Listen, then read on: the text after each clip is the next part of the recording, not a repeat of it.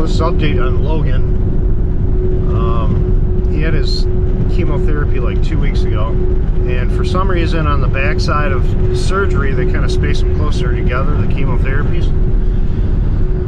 And then he went in for blood counts yesterday, and yeah, he did make his blood counts, and we kind of knew that because, you know, like before the surgery, certain chemos were spaced out farther, you know, like instead of like a week and a half, it was spaced out like 2.5 weeks.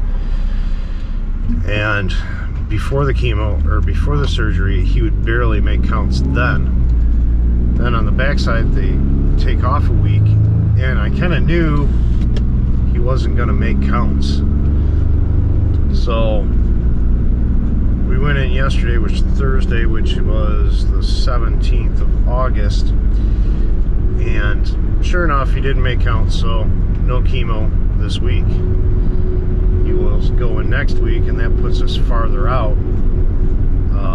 You know, to get done with the chemo, it's kind of irritating, but there's nothing you can do. Depends on how fast your body produces certain things, like your white blood cell count, your neutrophils, your hemoglobin takes a dive with chemo, and then a lot of all that stuff, you know, your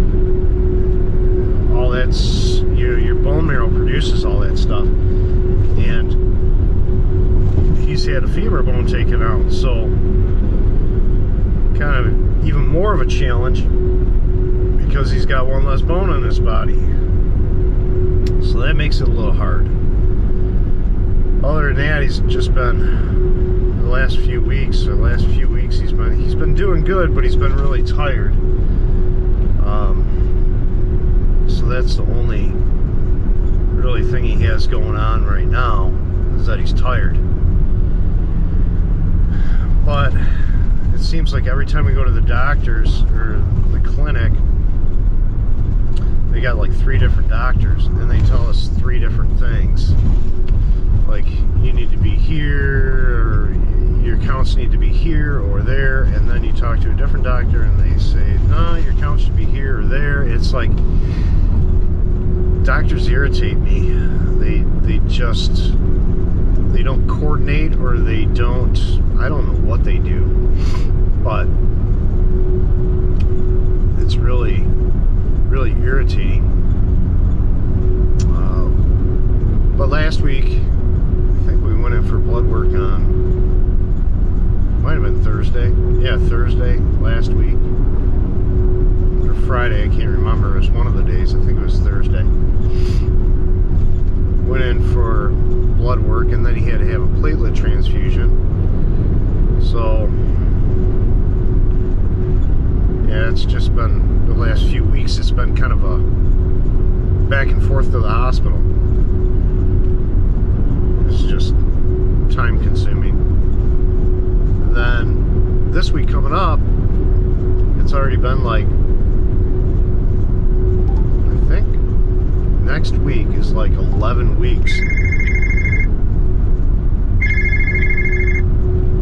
11 weeks after the surgery. And he's going to get his brace off. I'm pretty sure he's going to get his brace off. He's got to go to the doctor's on Wednesday down at U of M.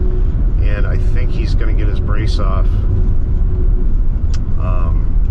We kind of cheated. You know, the surgeon's like, you're not going to be able to take a shower for 3 months. But not taking a shower for 3 months is a little rough. So what we did is I got a handheld shower, and I got him so he can sit in the shower. And yeah, we take his brace off, everything, get him in the shower, and he just goes to town. So he can finally take a shower. It's been, you know, it's been sponge baths from surgery till now, or a week ago. And so yeah, now he's taking a shower. But when he was in the shower, he was like, you know, he's been restricted with that brace to 30-degree deflection on his leg, his upper leg. He can't really move it, but we got him in the shower the other night, and he was bending, you know, he was at 90 degrees bending, and he's like, well, I don't have any pain. It feels good.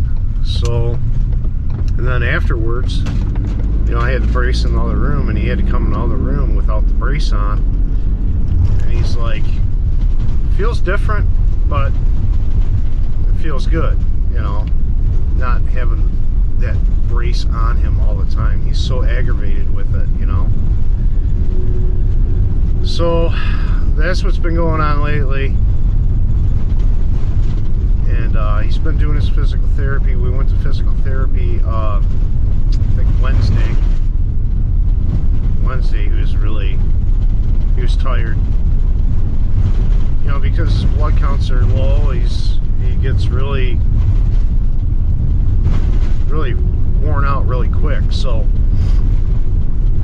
Wednesday wasn't a really good physical therapy day, because he was tired. He got his sleep, but he was just tired. When his counts get low, he can only do so much. It just tires him right out. But when his counts are up, he's like a regular 13-year-old wanting to get out and do stuff. So that's all that's been going on, and probably give you another update after he gets his brace off, see how he feels, and then we'll go from there. But you guys know what you need to do. Hit up the GoFundMe, the Zelle, the Venmo, the Amazon wish list. Anything helps, especially now with gas prices going back up. Getting back and forth to the hospital costs a lot of money.